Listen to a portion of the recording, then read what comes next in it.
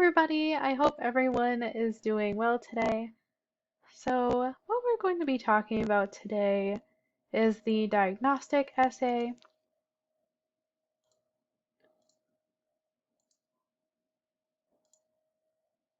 So, I would just like to talk about briefly our schedule. So, the thing to keep in mind is that we are into the second week of class. Now, I do place the links from our lessons into our schedule. And sometimes our schedule might be subject to change, and I did change around our schedule just a little bit for this week just because I thought it would be a bit more organized and make a bit more sense. So what we're going to be talking about particularly today is the diagnostic essay and the intro to digital portfolios. So I will be assigning about a 500-word essay to complete, and that should be completed by Thursday by midnight. And then on Thursday, I will be assigning our first discussion board and our first reading from the Little Seagull Handbook, pages 6 through 16. And I will assign the discussion board, and that discussion board will be due accordingly, as you can see on our schedule here. So, but what we're really going to be focusing on today is the diagnostic essay. So keeping that in mind, in our daily lessons tab, I have the lesson 3 here. So I think I will go ahead and start talking about that.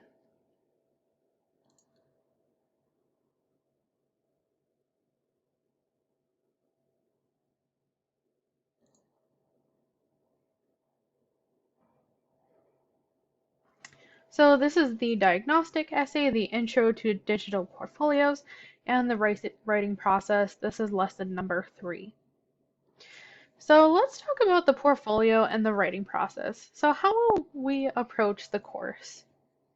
So just like for 1510, we will be compiling a digital portfolio or a Google website page with all of your writing from this course. So what is process-oriented composition? So there are 2 types of composition, which is a product versus process approach. Now, the difference between these, the product approach, of course, emphasizes the end product, the individual, the one draft. Now, we focus on the process approach within comp here at JCC. We focus on the collaborative, having more than one draft, ideas as a starting point, and emphasis on the creative process. Just like you learned in 1510, writing is always an evolving recursive process. It's always ever changing. And that is something that we very much focus on. So public education in America means we are easily obsessed with products. Education tends to be product oriented. We put great weight on finishing a final copy and hope that the product is good enough so that we will be ready for college. Now this very much differs when it comes to transitioning into college especially. So it becomes more important within Comp 2 to focus on your process. And it's okay if you have found that your writing process has become evolved and changed over time. Like that is perfectly okay. So in school, so much emphasis is sometimes placed on the finished paper that plagiarism sometimes becomes an overwhelming temptation. But what are we really doing, and what is our real goal? So what is process? What is the writing process? So a process is ongoing, recursive, and never ending, always changing. So process is what you do to produce the outcome. A product is static and unchanging.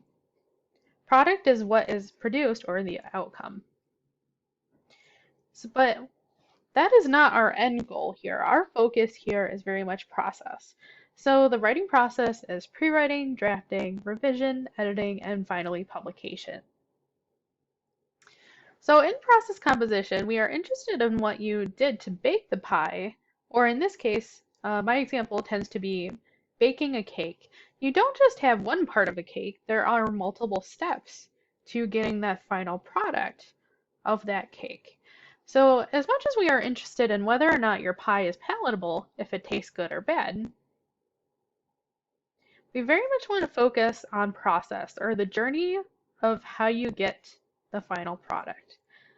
So, pre-writing is identifying audience, defining purpose, and a lot of students choose to do is pre-write or start free writing, outlining, gathering ideas. That is also called invention.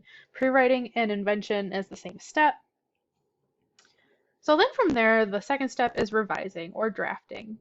So in drafting, that is where we do peer review, which is sequencing ideas, thinking about organization, rethinking how our structure might be in a paper, thinking about concise word choice, and audience and purpose. And of course, during editing, we very much tend to look at grammar, punctuation, spelling, formatting, and text citations, and having a works cited or bibliography. And then that final step, which is publishing in class online, that final Google website.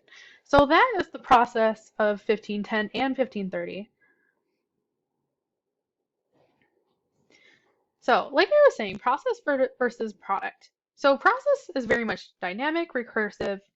It can be very reader oriented and way of showing. Now, product is different because it tends to be static, finished, writer oriented, and a way of telling. So, like I was saying, writing can be very much compared metaphorically to baking a cake. There are multiple steps to baking a cake, like mixing the flour, eggs, and sugar together, and then mixing them, putting them in the oven, and then having that final product. Or in this case, the example is a pie. So process is very much the recipe. The product is your final pie, or what you end up with. So process is what you do, product is what you turn in. So process very much is your story and product is very much your outcome. So I did include a video that I would like everyone to watch. It's about a 2-minute video about the writing process, and it is from SNHU Online Writing Center. And it talks about the different steps of the writing process that I just went over and different ways to sort of approach them. So you can click the play button right in the lesson here, but you can also copy the video link and paste it into your browser if you would prefer to watch it right on YouTube. It's only a 2 to 2.5 minutes.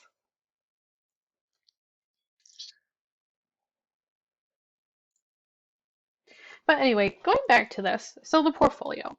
So your portfolio will tell the story of your writing along with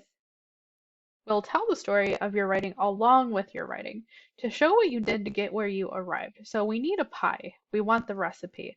That's why having different steps of the writing process is so important and making sure that it is published and shown within your portfolio. So the portfolio is a means of capturing the processes involved in making your pie.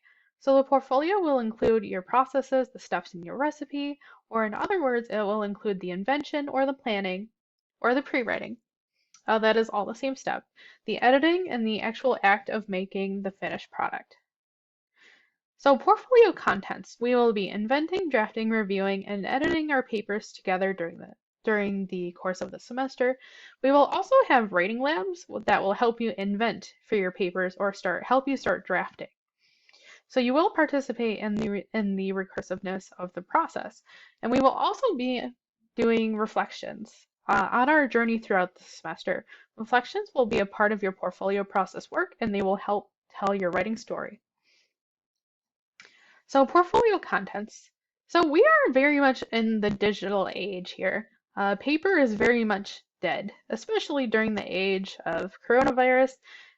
People really are starting to get away from paper, especially in education nowadays. We are very much away from paper, so that's why we will be creating a digital portfolio or a Google website. So if you still have your Google website that you made from 1510, you are more than welcome to add on to that website to include your content from 1530. In fact, I encourage my students to do so if you do have that. But if you would like to start a new Google website or you still need a Google website, then we will talk about that during the course of the semester. So we will be inventing, drafting, reviewing, and editing our arguments together in class as well. So a Google website page, we will be creating a digital portfolio with a Google site. So Google websites are very nice for digital portfolios because they are alive, changing, dynamic, and made in real time.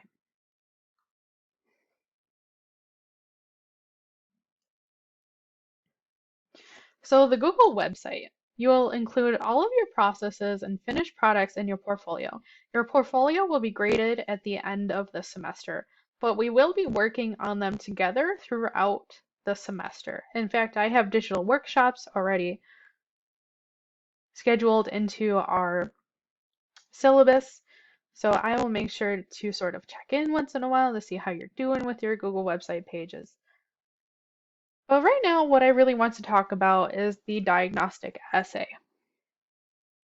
And that is the thing to be working on for Thursday. So what is it? A diagnostic essay is intended to identify strengths and weaknesses in student writing right away, which helps instructors design the course to fit those needs. So a diagnostic essay usually consists of a prompt or aim to elicit meaningful writing from the student in a limited amount of time. So what I would recommend doing, and we're all on our own schedules here, this is an online course, is I would probably take about 30 to about 35 minutes to sit down and write about a 500-word essay. And I will be having everyone do that through Google Documents, and the Google document link will be due for diagnostic essays by Thursday at midnight. But first, let's go over the prompt. So you will encounter a prompt in a yellow box on slide number 22. Construct an essay that answers that prompt. Try your best to follow academic guidelines. Instructions for submission are on the final slide. So remember to ask yourself, should I have only one paragraph? What font should I use? What size? Do I need a heading? Should academic essays be double spaced? Which, yes, they should always be double spaced. Have mercy on your poor instructors. We read quite a few essays, so double spaced always helps, guys. Times New Roman 12-point font is always the default to go for any academic assignment. So what we really want to think about on this slide is, what is my claim? Should I provide reasons or evidence? Where do reasons go, and do I need a conclusion? And how many paragraphs should I have? Now for this little prompt, since it's only about 500 words, I would imagine 3 small paragraphs would be plenty. So anyway, the prompt here. And this is the diagnostic essay and what you should be using to write the diagnostic essay. So what debatable topic or issue are you currently considering for research this semester? Why are you considering this topic? So this is the situation or the context of the writing. So your college professor, which is me, your audience, has asked you to consider a topic of your own choosing for research and composition 2 this semester, and that is the purpose behind this prompt. So you know that a good issue for research has at least 3 qualities. You can do research on the issue is current, and the issue is debatable. You also know that you'll need to choose something that is interesting or personal to you or your discipline. And of course, that is your reasoning or evidence. So this should be about 500 words. It can be over 500 words, that's fine. It doesn't have to be super long. So this diagnostic essay will be graded for participation. So as long as you complete it, you'll get points. So it should be about 500 words, but it can be over 500 words if you really need to. So refer to the living issues list from lesson 2, and this takes you to lesson 2 and the living issues list. So remember when I assigned the picking of your topic? That is the reason why I wanted everyone to have their topic ready by this class. So it should be one of the topics from the living issues list. Or if you decided on a topic outside of the list, that is fine. But it should be one of these topics that hopefully you have chosen already.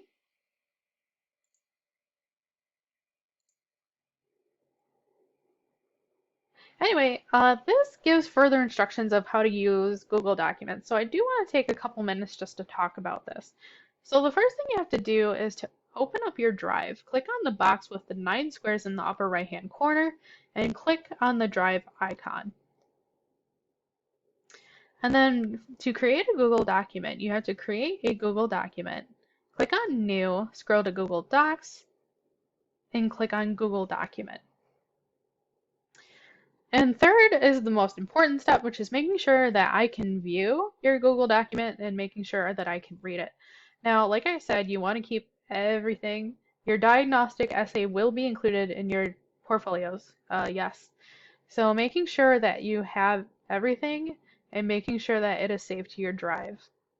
And considering this is our first writing assignment, I would definitely recommend keeping it for yourself. So sharing the Google document, you have to change the setting to anyone on the internet can view, copy the link, and send that link to me.